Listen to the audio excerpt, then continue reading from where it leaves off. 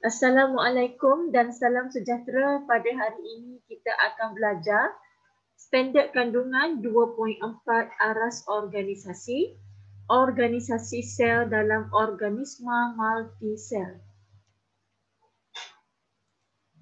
Standard pembelajaran, murid boleh membuat urutan aras organisasi dalam organisma multisel.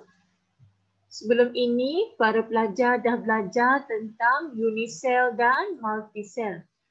Unisel ialah terdiri daripada satu sel sahaja, iaitu contoh seperti amoeba spesies dan juga paramecium spesies. Manakala multisel ialah terdiri daripada dua atau lebih sel. Contohnya adalah manusia. Yang kedua, mengenal pasti sel, tisu atau organ dalam suatu sistem organ. Yang ketiga, berkomunikasi tentang sistem organ dengan fungsi utamanya dalam organisma multisel.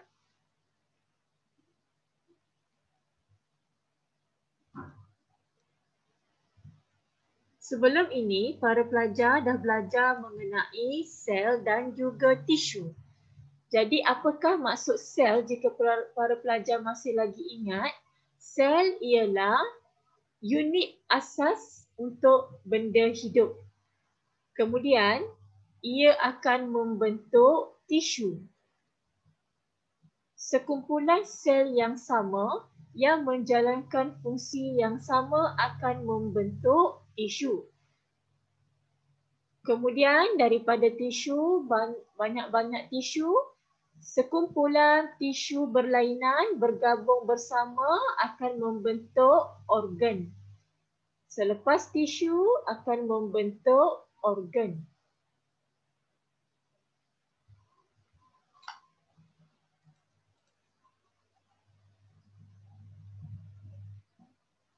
Jadi organ ini akan menjalankan fungsi khusus.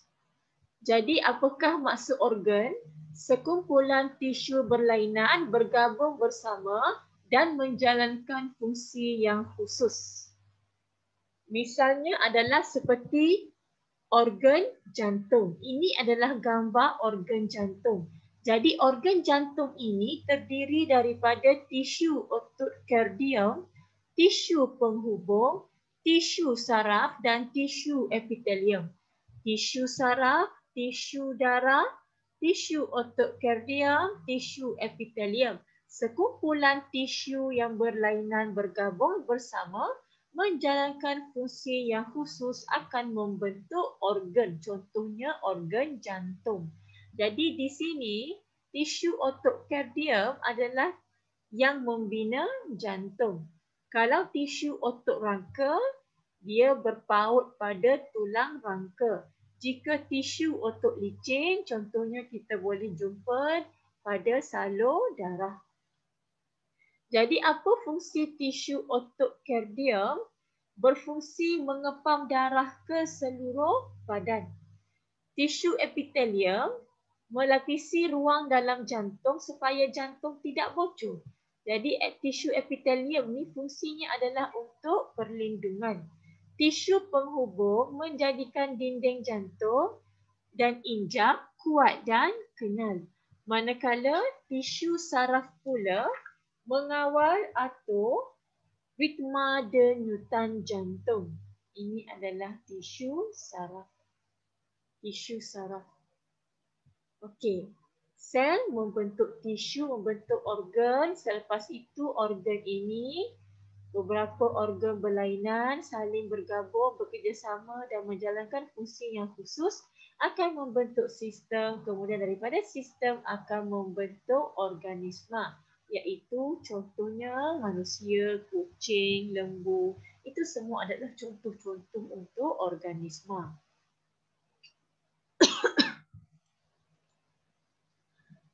Okey, kita pergi kepada sistem.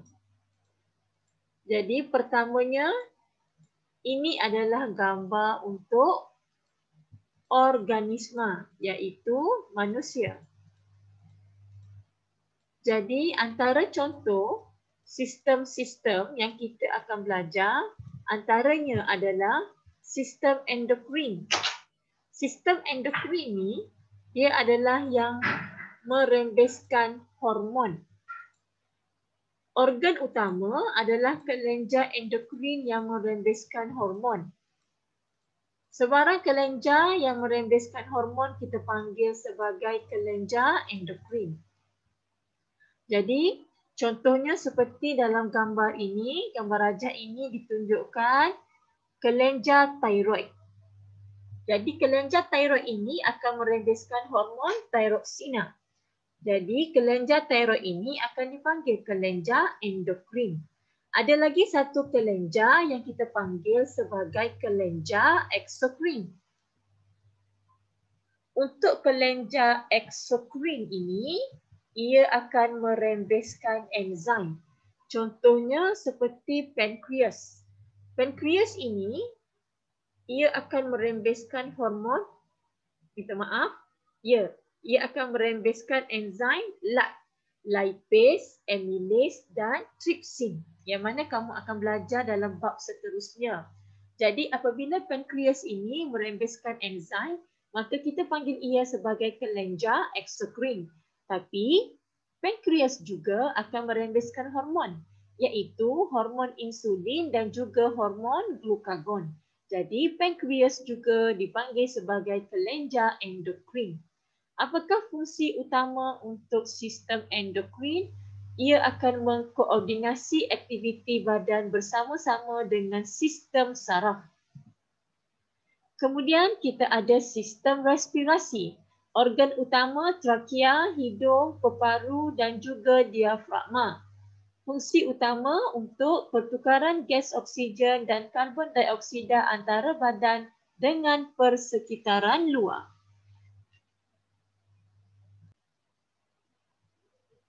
Jika para pelajar tengok di sini, organ utama trakea, hidung, peparu, diafragma. Trakea ini ialah organ. Hidung ialah organ. Peparu ialah organ. Diafragma ialah organ.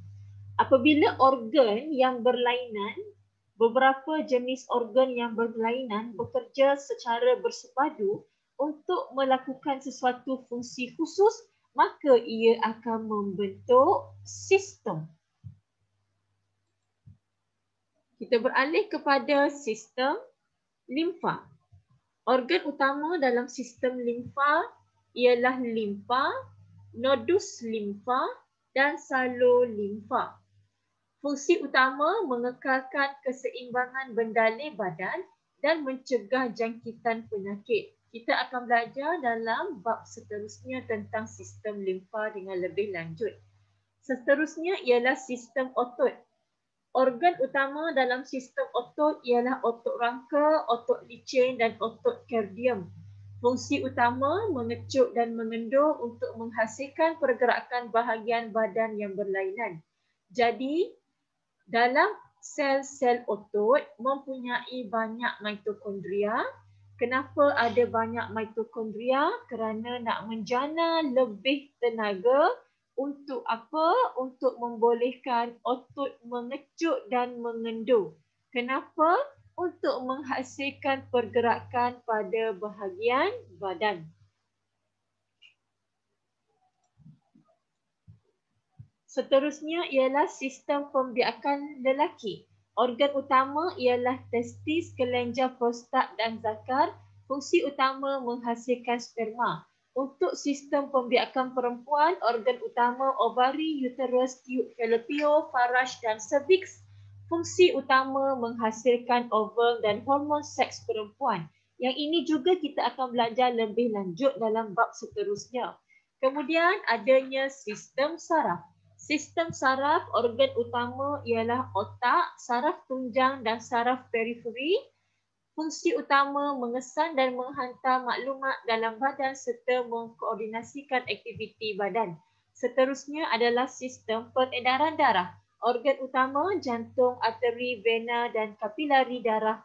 Fungsi utama mengangkut makanan tercerna, gas respirasi dan hasil perkumuhan. Sistem saraf dan sistem peredaran darah ada dalam bab yang seterusnya.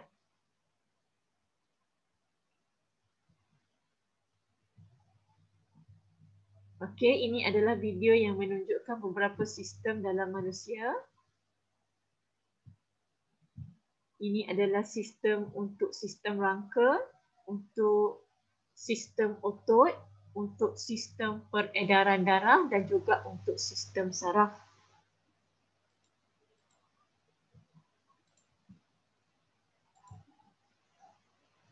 Lagi mempunyai sistem pencernaan.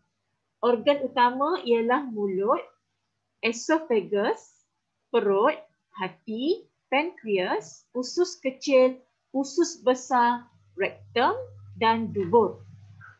Rektum ini ialah tempat sementara simpanan najis sebelum ia disingkirkan daripada badan. Fungsi utama mencernakan bahan makanan kepada bentuk ringkas yang mudah diserap. Kemudian kita ada sistem urinary. Organ utama ialah ginjal, uretra dan undi kencing. Juga kita akan belajar nanti dalam bab seterusnya. Semua ini, sistem-sistem ini ada bab dalam bab yang seterusnya. Fungsi utama menyingkirkan hasil perpumuhan seperti urea dan asid urik daripada badan. Cuma untuk bab ini, para pelajar perlu tahu nama sistem dan fungsinya dan contoh-contoh organnya. Sistem rangka, organ utama ialah tulang, rawan, ligamen dan tendon. Ada satu teknik yang mudah je kalau kita nak ingat antara ligamen dan tendon ini, iaitu jika anak-anak pelajar tengok di sini tendon, perkataan tendon. Okey, ia ada huruf T dan huruf O. Maksudnya ia menghubungkan otot dengan tulang. Manakala untuk ligamen menghubungkan tulang dengan tulang. Ini adalah cara yang mudah untuk anak-anak pelajar ingat supaya tak tertukar antara tendon dan ligamen. Iaitu untuk tendon, T dan O adalah menghubungkan otot dengan tulang. Fungsi utama menyokong badan dan melindungi organ dalaman serta menjadi asas pautan otot. Kemudian ada sistem integumen iaitu kulit. Fungsi utama melindungi badan daripada kecederaan fizikal, jangkitan dan penyahidratan.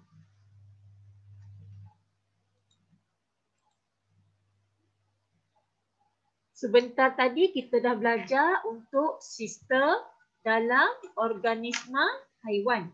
Sekarang kita nak tengok pula kepada sistem dalam organisma tumbuhan. Ini adalah organisma tumbuhan.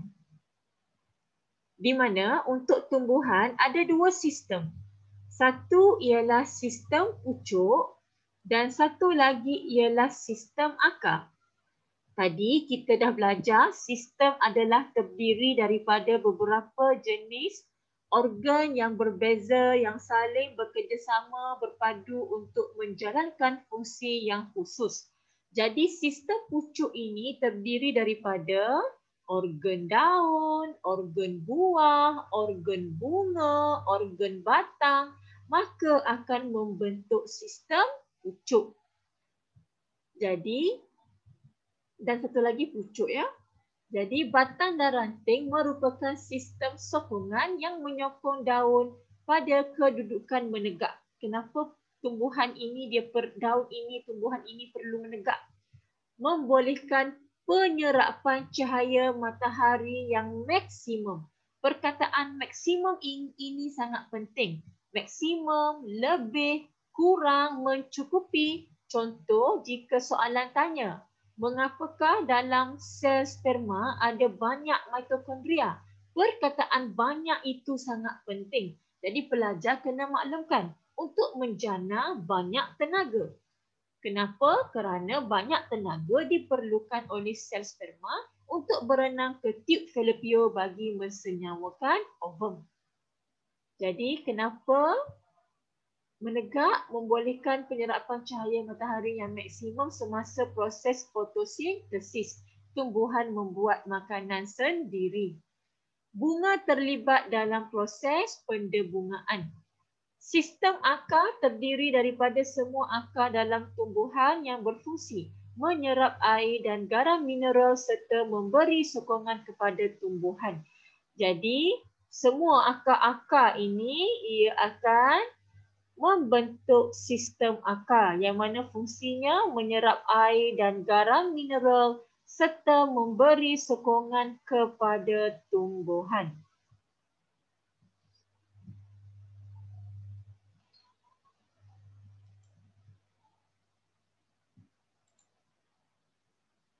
Itu sahaja untuk kali ini. Sekian, terima kasih.